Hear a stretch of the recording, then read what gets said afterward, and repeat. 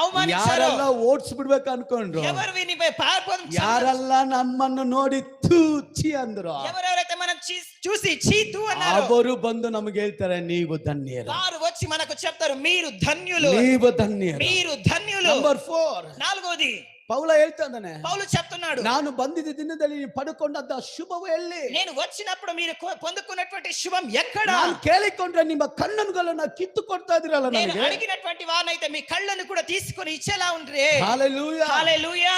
Number 5, ఐదోది ಮುಂದೆ ಎದುರು ನೋಡುವಂತ ನಿರೀಕ್ಷಿಸುವ ಭಾಗ್ಯ.